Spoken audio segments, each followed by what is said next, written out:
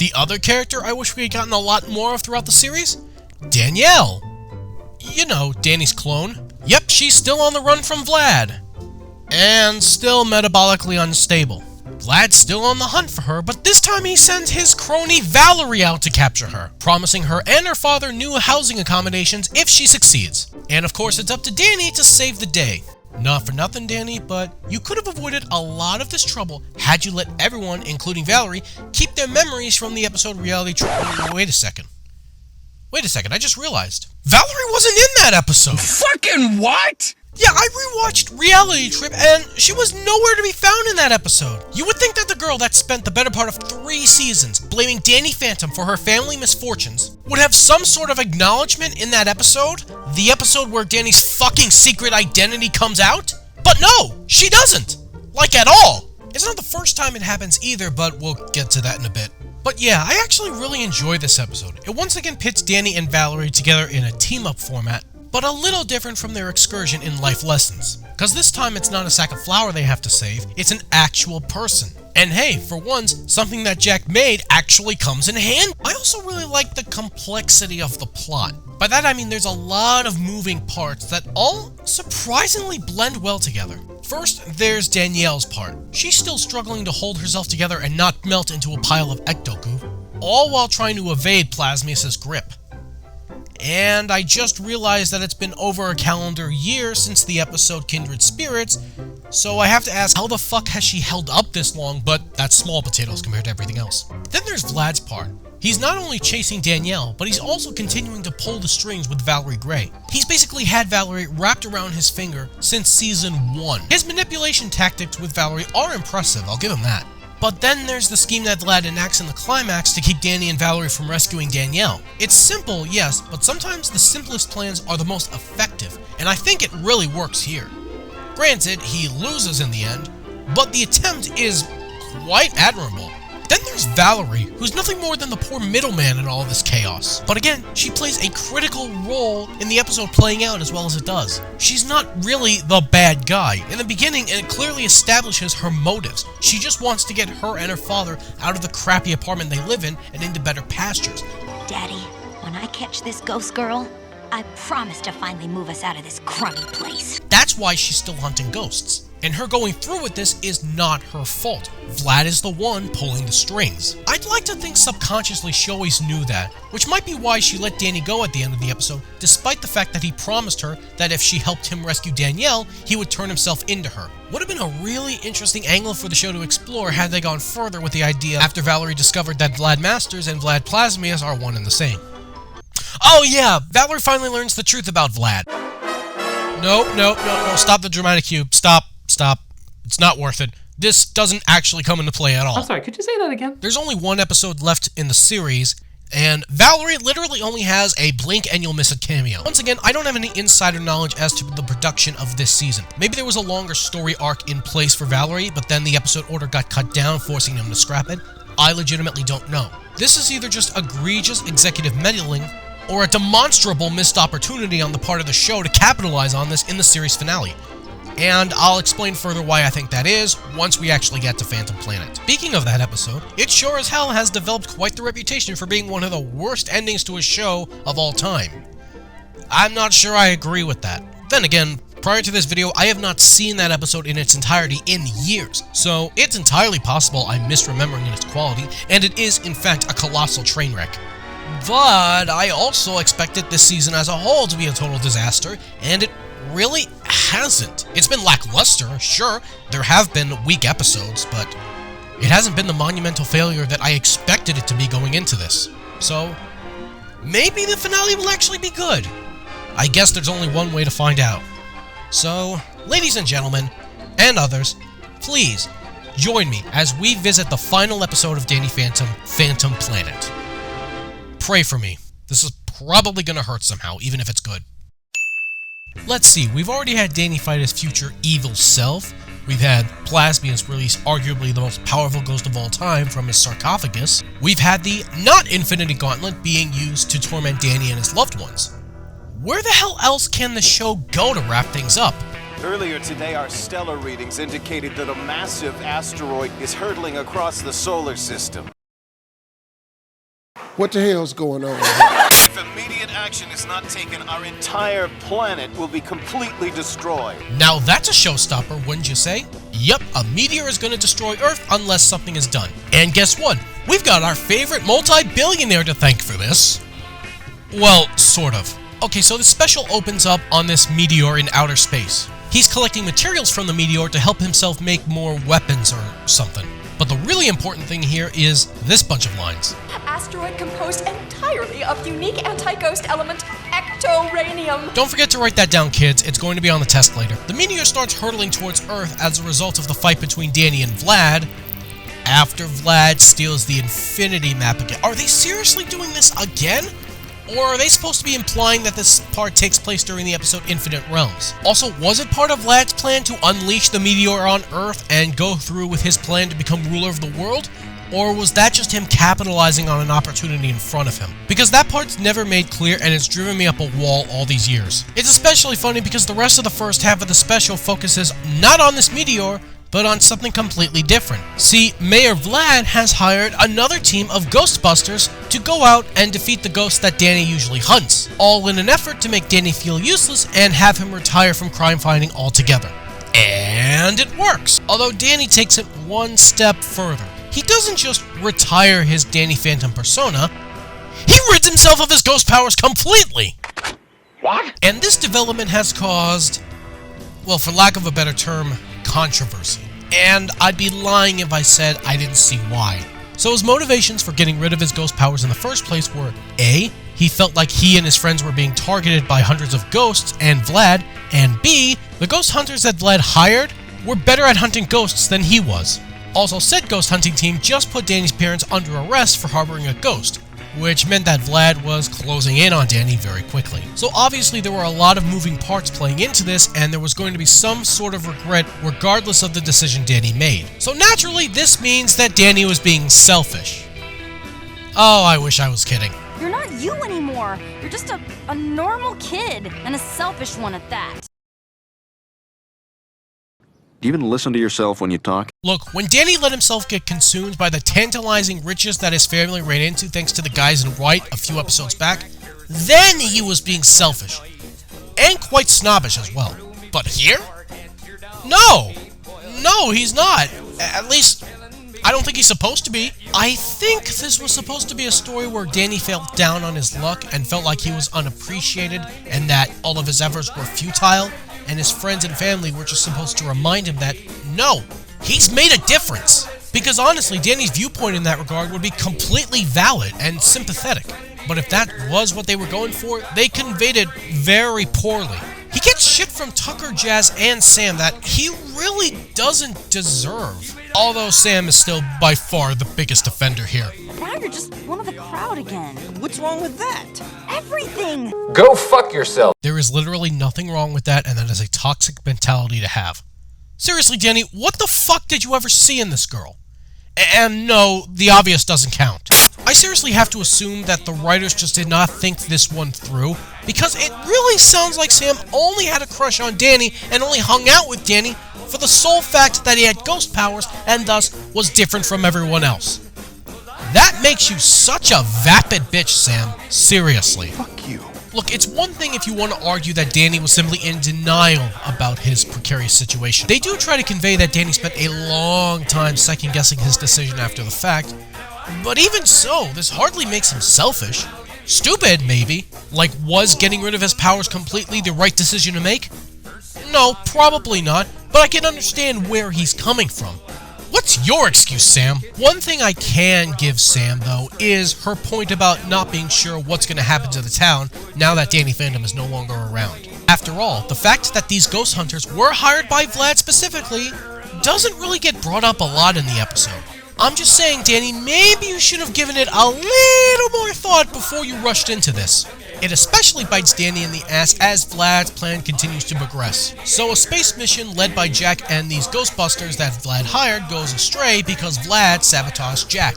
In other news, water is wet. You had us blow up the wrong one, you idiot. But I couldn't have.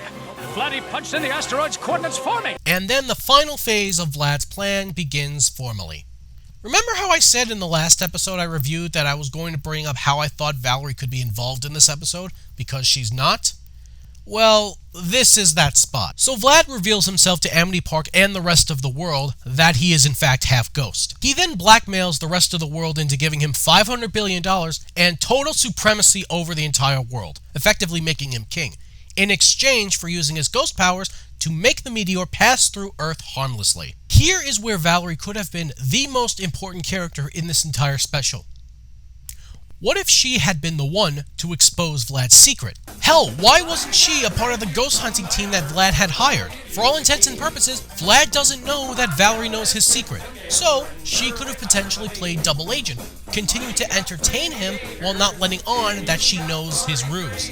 Let the episode play out as normal up to this point, maybe have a Danny and Valerie moment here and there to have them gain some sort of closure on everything, then have this press conference scene, have Valerie standing next to Vlad, and then have Valerie expose Vlad's secret just before he was going to do it himself. Yes, it still gets to the same endpoint, but consider this. Vlad was already preparing to expose himself on his own, which would have granted him insane leverage over the rest of the world. But if Valerie is the one that exposes him, and maybe exposes that the meteor is directly his fault as well, all of his leverage immediately disappears. So it goes from, give me $500 billion in total supremacy over the whole world and I'll consider saving your asses, to, save our asses with your ghost powers and we'll consider not giving you the electric chair. It also would have made what eventually happens a lot funnier in my opinion because, yeah, Vlad's plan completely blows up in his face. Why is that? Well, why don't we let Hologram Maddie tell us? Ectoranium, ectoranium, ectoranium.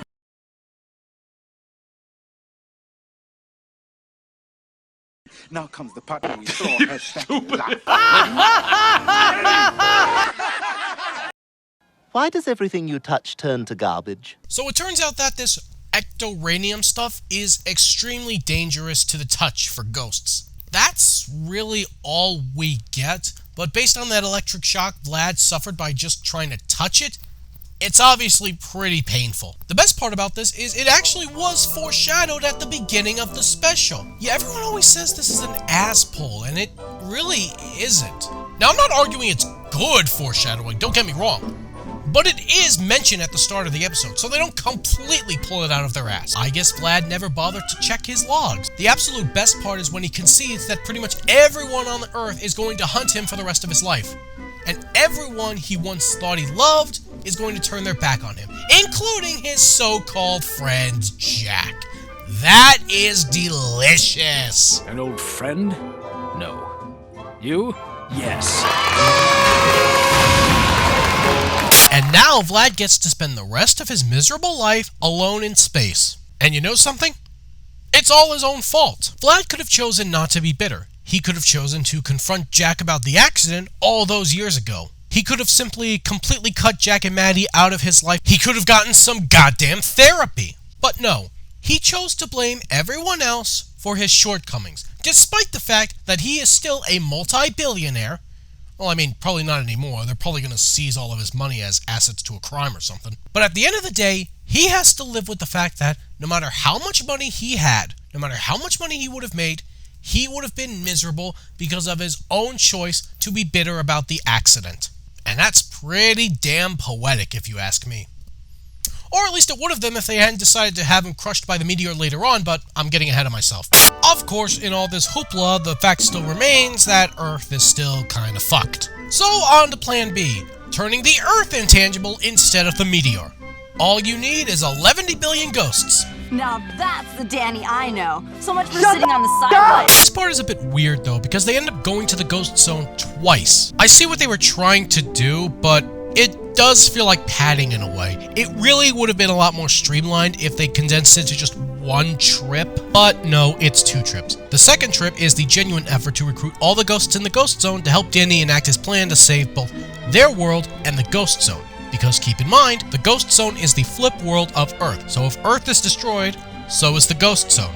Again, no idea how the hell that even works, but at this point I'm not going to bother questioning it. What I am going to question though is their first trip to the ghost zone, because that's the trip where Danny reacquires his powers. Oh yeah, Danny gets his ghost powers back. What? You really thought they were just gonna have him not have ghost powers ever again? That's ridiculous. No. See, that's not the problem. The problem is how he actually gets his ghost powers back. This, ladies and gentlemen, is the ass pull of the special. Literally, all that happens is Danny gets shot at about every ghost, and then there's this little fire static thingy in his DNA or something, and then boom, ghost powers. I don't understand! I don't understand! I don't understand! I don't understand! I don't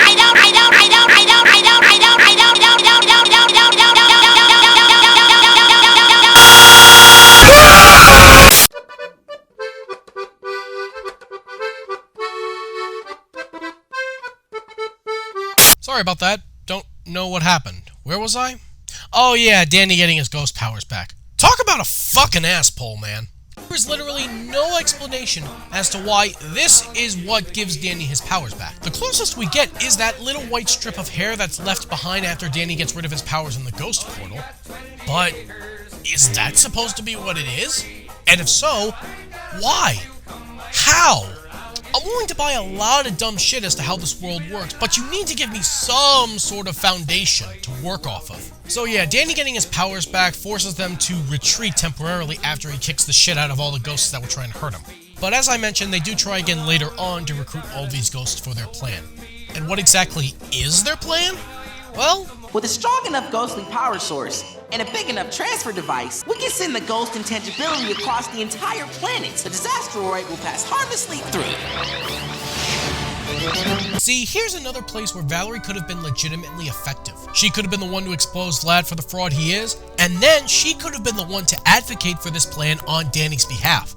Who knows, maybe she figures out on her own that Danny Fenton and Danny Phantom are one and the same. Regardless, it's just yet another missed opportunity with this character. But yeah, the Earth people eventually come around, which means it's time for the final act of this special and the final act of this series. I actually really enjoy the final act of this special. It's by no means perfect, but I think it does a decent job of giving closure to the major character arcs. There's a nice moment between Jazz and Danny before she sends him off, and then of course the Danny and Sam stuff finally concludes here. It's the ring you were gonna give Valerie. You asked me to hold it, remember? Something tells me it was really meant for me. When did you change your name to Wes? Joking aside, as poorly as Sam's character has aged for me throughout this retrospective, I do really still like this moment here. It does feel like a natural culmination to their relationship, which may not have happened had it not been for one subtle detail. You may or may not have noticed that throughout Season 3, the show quietly ditched Danny's infatuation with Paulina. Like, it's practically nowhere in Season 3. And it allowed for Danny and Sam's relationship to gradually and naturally progress to a point where this feels legitimate and earned. And I know you might be thinking, we didn't get a scene that addresses that. We didn't get a scene where Danny completely acknowledges he's over Paulina. But the thing is, Paulina was never a main character. See, Tom in Star vs. the Forces of Evil became a prominent character in the latter half of its run, so obviously there was a need to focus on their relationship and ultimately have a scene where they mutually broke things off. I still have issues with how they handled that whole debacle, but the point is, there was a need to acknowledge his role in Star's life and to have that breakup scene. Here, that's not the case. Paulina was never going to be a serious target for Danny. Any relationship they would have had would have been completely superficial. With Sam, though, there's at least a strong friendship bond with her. They've been through a hell of a lot of shit together, just like Star and Marco did, which is why these pairings make sense to me. Oh yeah, and they finally kiss. Yeah, that's a given. Honestly, it's a nice moment. No real issues here. Doesn't fully excuse Sam being a dipshit earlier in the special, but hey, it's nice. I'll give it that. And of course, you know how the rest of the special goes. Danny goes back to the ghost zone to recruit the ghosts. There's a fake out where everyone thinks Danny is dead, which prompts Jazz to confess to Maddie and Jack that Danny is half ghost. Off screen. Yeah, I really would have loved to see that. The ghosts all return with Danny back to Earth so they can save both worlds. Don't get too sentimental.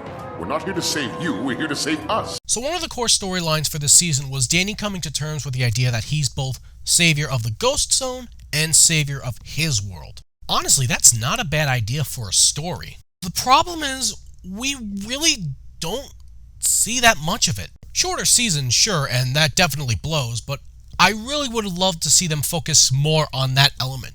because we get a couple of episodes this season that do that, like Living Large, maybe Boxed Up Fury, and then Phantom Planet, but I'm not sure if it's really enough to justify this as a main storyline. It's a cool idea that I wish had been explored a lot more than it was, but alas, this is what we have. But hey, for all the pomp and circumstance, at least they're successful in saving the Earth, and then Danny finally gets the courage to out himself as Danny Phantom to the entire world. I still like the way Reality Trip handled it a little bit better. This one felt a little too sudden. Though I appreciate that the rest of it was done with no dialogue. It just cuts to them applauding and then fades out of the scene. To perhaps the dumbest moment in the entire series. Citizens of Amity Park and of the world. As the youngest mayor in Amity Park... No, no, no, no, no, no, no, no, and an infinite expanse of no's! I can forgive a lot of dumb shit about this show, but not this. This crosses a line for me. It's funny too, because one could argue this is a callback to King Tuck when he was running for class president. But just why? But why? Why do this? Anyway, statue reveal, Danny and Sam officially consummate their relationship, Vlad fucking dies, and then Danny and Sam fly off to see what the future holds. Cool statue. Personally, I would have made it out of recycled materials, but, you know, that's just me. Oh my god, who the hell cares? That's just such a lame line to end on. Holy crap, there was a lot to that special, wasn't there? So what do I think of it overall? Well, I've given it a lot of thought. And it's my opinion that this special is not great. But it's not terrible either. I do feel like the last act really salvages the special and brings it up to something of average quality. It's a strong enough finish to what's otherwise a mediocre way to end the series. I think the episode does a fine job of raising the stakes so that they truly are life-threatening, so it feels like, okay, it really can't get much bigger than this. But it comes at the cost of some very questionable creative choices, unfortunately. Valerie's absence, especially considering this is the episode directly after her last appearance, is incredibly noticeable. The presentation of Danny's choice to rid himself of his ghost powers, juxtaposed with his friends' reactions to it, especially Sam, just rubs me the wrong way. And there were a few other things that I wish we had gotten to see in this episode that we didn't. For example, the moment where Jack realizes Vlad's a total fraud is incredibly short. I would have loved to see more with Jack dealing with that revelation, and Vlad dealing with the fact that he's lost everything. I would have loved to see more with Maddie and Jack coming to terms with their son being half ghost, and I suspect the only reason we didn't see that here is because we already saw it in Reality Trip, which, I will say again, I still believe handled it better. Sadly, there also wasn't enough time to really delve into the fact that this episode was Jazz's first foray into the ghost zone. It's sadly glossed over. I would have loved to see more with that dynamic. But these are just things that I wanted to see. Them not being here doesn't necessarily bring the episode down for. The action was good, but not great. The comedy was good, but again, not great. The scenes that were specifically meant to be heart-wrenching and heartwarming do accomplish their tasks, but I wouldn't exactly call them remarkable. And honestly, I think that's the best way to describe this special and Season 3 as a whole. It's wholly unspectacular, but perfectly passable. Phantom Planet sets up a story, and it tells that story very adequately. It leaves a crack open for future possibilities, but ultimately ends the story that it set out to tell. And that's perfectly admirable. I can't in good conscience say it's good, but it is a lot better than the people that don't like it say it is. They make it out to be this completely incomprehensible train wreck, and it really isn't. It's just there. As is Season 3 as a whole. While there were episodes I really couldn't stand, like Living Large and Forever Phantom, there were also episodes that I deeply got into, like Boxed Up Fury, Frightmare, Destabilized. It's just that across the board, Season 3 absolutely was a significant downgrade in quality compared to Season 2. Which is a shame, but at least the series went out on a decent note. And at the very least, there wasn't a truly crappy episode like Double Cross My Heart that brings everything down. It was just straight across mediocre. And overall, Season 3 of Danny Phantom is flawed, unremarkable, but perfectly watchable. Any nitpicky complaint really boils down to, I want to see more of this show. And even to this day, I still want to see more of the show. Just not with the head guy there. No sir. And that pretty much wraps it up for me. Like with the Star Versus retrospective, this was a hell of a project, especially getting to revisit one of my favorite childhood shows. Overall, I still think it holds up pretty well, and Season 3 is better than I was expecting it to be. Though that's only saying so much. From the bottom of my heart, thank you everyone who's tuned into this project, who tuned into my last project, who's been supporting me throughout this entire ordeal. That's what's kept me going. As for what's coming next time, I have no fucking idea. I'm not doing this for a living.